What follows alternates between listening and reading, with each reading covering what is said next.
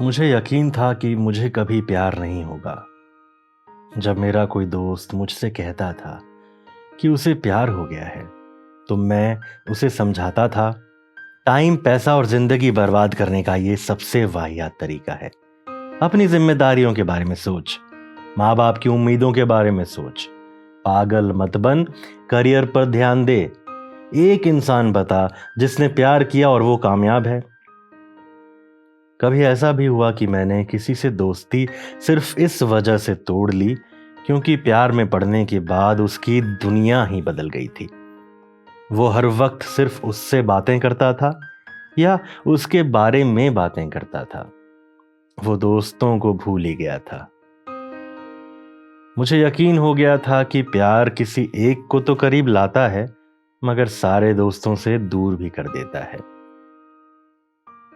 फिर एक दिन कुछ ऐसा हुआ जो मेरे साथ पहले कभी नहीं हुआ था। नौकरी में वो मेरा पहला दिन था। सारे सर्टिफिकेट्स की फाइल लिए मैं एचआर डिपार्टमेंट में पहुंचा ही था कि एक लड़की तेजी से मेरे बगल से गुजरती हुई उस टेबल के सामने जाकर खड़ी हो गई जहां मुझे ज्वाइनिंग की फॉर्मेलिटीज पूरी करनी थी। वो मेरे इतने करीब से गुजरी थी कि एक पल के लिए तो मुझे लगा कि मेरी दाईं बांह से उसकी बाईं बांह टकराने ही वाली है।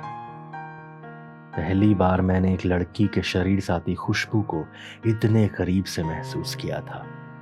मेरी सांस रुक गई थी, मेरी आंखें नीचे हो गई। मैं नजर उठाकर उसे देखता तो शायद ये गुनाह होता।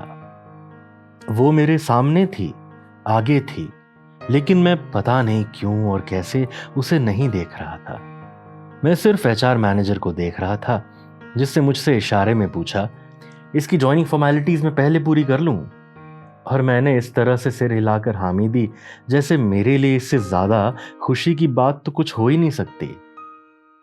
मैं 1.5 घंटे वहां रहा, कभी खड़ा, कभी बैठा, लेकिन इस दौरान मैंने एक भी बार उसके चेहरे की ओर नहीं देखा। ये मुझे क्या हो गया था? ऐसा तो पहले कभी नहीं हुआ था। मैं खुद से जानना चाहता था, पूछना चाहता था कि मैं इस लड़की को उस तरह से क्यों नहीं देख रहा जैसे अब तक दूसरों को देखता आया हूं। मुझे कोई जवाब नहीं मिला। दूसरे दिन मैं सीढ़ियों से उतर रहा था जब एकाएक मुझे एहसास हुआ कि वो ठीक मेरे पीछे है। मैं साइड में हो गया। वो मेरे बगल से तेजी से गुजरी। ये वही थी। पता नहीं कैसे, लेकिन मैं जानता था ये वही है। जिसकी शक्ल नहीं देखी उसे मैं कैसे पहचान सकता था?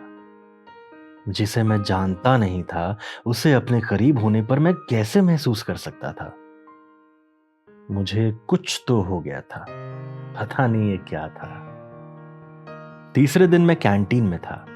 पहला निवाला लेते वक्त मेरी आदत है कि मैं आंखें बंद कर लेता हूं, कुल देवी को नमन करता हूं, मुझे अन्न दिया इसके लिए उन्हें प्रणाम करता हूं, और तब निवाला मुंह में लेकर आंखें खोलता हूं।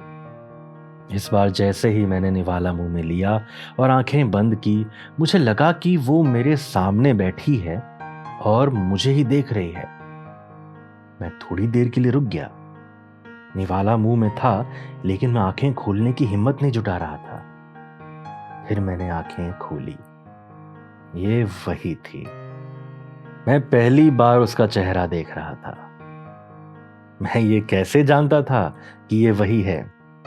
वो मुझसे थोड़ी दूर बैठी थी और एक टक मुझे ही देख रही थी।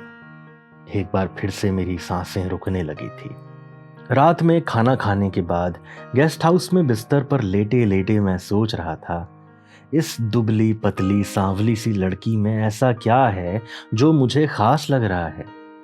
बहुत सोचने के बाद मुझे लगा कि उसकी आंखों में कुछ खास है। जिस तरह से वो देखती है, उससे लगता है कि वो बस मुझे नहीं देख रही, मेरे अंदर झांक रही है। मैं नहीं बताऊंगा तब भी उसे मेरी सारी भावनाएं, मेरे सारे राज, मेरे सारे गुनाहों का पता चल जाएगा। मुझे लगा कि मेरा उससे कुछ कहना या बताना जरूरी नहीं है। मैं उसे कभी नहीं बताऊंगा, तब भी वो समझ जाएगी कि मेरे लिए वो सबसे स्पेशल है। उसकी और मेरी शिफ्ट एक थी। ऑफिस में ये मेरा चौथा दिन था। ऑफिस जाते वक्त उसके गेस्ट हाउस पर वैन रुकी। मैं ईयरफोन लगाकर आंखें बंद किए गाना सुन रहा था। गेट बंद हुआ तो मैंने आंखें खोली। मेरा सिक्स्थ सेंस काम कर रहा था।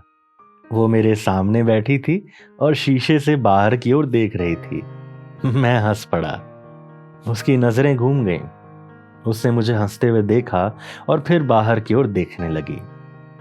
मैंने फिर से आंखें बंद कर ली थी, लेकिन मैं जानता था कि अब वो बाहर नहीं देख रही थी, अब वो मुस्कुरा रही थी। छोटी छोटी पहाड़ियों से गुजरने वाले उस रास्ते में ऐसा क्या रहा होगा जिसे देख उसके चेहरे पर मुस्कान आई थी? शायद मैं जानता था, शायद सिर्फ मैं ही जानता था। रात को लौटते वक्त ड्राइवर को जल्दी थी। उसने गेस्ट हाउस से थोड़ी दूर पहले ही वैन रोक दी और उससे कहा, यहीं उतर जाओ, लेट हो रहा है। मैंने करीब करीब उसके पैर ही पकड़ लिए। भाई प्लीज रिक्वेस्ट कर रहा हूं, गेट तक तो ड्रॉप कर दो। ड्राइवर ने बाद में मुझे ड्रॉप करते वक्त पूछा, सर आप क्यों रिक्वेस्ट कर रहे थे? इसका मतलब समझते हो आप? मेरा चेहरा शर्म से लाल हो गया। मेरी चोरी जो पकड़ी गई थी। मैं उससे बात नहीं करता था। मुझे लगता था कि इसकी कोई जरूरत ही नहीं है। मेरे पास शायद कोई बात है ही नहीं करने को। मेरे पास कुछ है ही नहीं उसे बताने को। बोलने से पहले जैसे ही बात मेरे दिमाग में आती है, शायद तभी उसे पता चल जाता है। मेरे बारे में वो मुझसे ज्यादा जानती है। मैं उसे नया क्या बता पाऊंगा? क्या मैं उसे बता पाऊंगा कि जब मैं किसी और से बात कर रहा होता हूं, तब भी दरअसल मैं उसी के बारे में सोच रहा होता हूं? मैं जानना चाहता था कि मेरी हर बात में उसका जिक्र क्यों है। सोते जागते हर वक्त मुझे उसकी फिक्र क्यों है। फिर वो वक्त आया जब उसने पहली बार मुझसे बात की। मेरे पास शायद कहने को बहुत सारी चीजें थीं, मगर मैंने इतना भर कहा कि सुबह में दूध का पैकेट आता है, फल वाला ठेले लेकर आता है, आपको लेना चाहिए। कैंटीन का खाना हेल्दी नहीं है। मुझे ये क्या हो गया था? मैंने खुद की हेल्थ की कभी फिक्र नहीं की थी। मुझे उसके खाने की, उसके हेल्थ की फिक्र क्यों हो रही थी? दफ्तर जाते वक्त रास्ते में मेरी नजर एक चर्च पर पड़ी और पहली बार मेरे हाथ खुद ब खुद जुड़ गए। मैंने मन से प्रार्थना की, उसके लिए दिल से दुआ मांगी, कीप हर हेल्दी गॉड। मुझे समझ आ रहा था वो मुझे बदल रही थी। बगैर उसके कहे मैं वैसा होता जा रहा था जैसा वो चाहती थी। ऑफिस में मेरा 7वां दिन था। आज मुझे उसे सब कुछ सच सच बता देना था। आज पहली बार मैं वो सोच रहा था जो मैंने पहले कभी नहीं सोचा था। मुझे यकीन था कि उसके बगैर मेरी जिंदगी किसी काम की नहीं होगी, लेकिन मैं सोच रहा था, क्या मैं उसके लायक हूं? क्या मैं अपने स्वार्थ के लिए उसकी जिंदगी बर्बाद कर रहा हूं?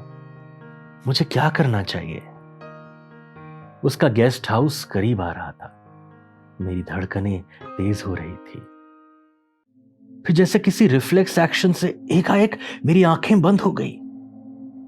मुझे लगा जैसे मेरे आसपास ऑक्सीजन खत्म हो गया है। मैं सांस नहीं ले पा रहा था। मेरे सीने में दर्द हो रहा था। आंखों से आंसू बहने लगे थे। मेरे अंदर कुछ टूटता जा रहा था। मैं कहीं गहराई में डूबता जा रहा था। मैं बगैर आंखें खोले बिल्कुल साफ तौर पर देख पा रहा था कि वो नहीं है, कि वो अब मुझे कभी नजर नहीं आएगी। वैन गेस्ट हाउस पर नहीं रुकी, धीमी भी नहीं हुई।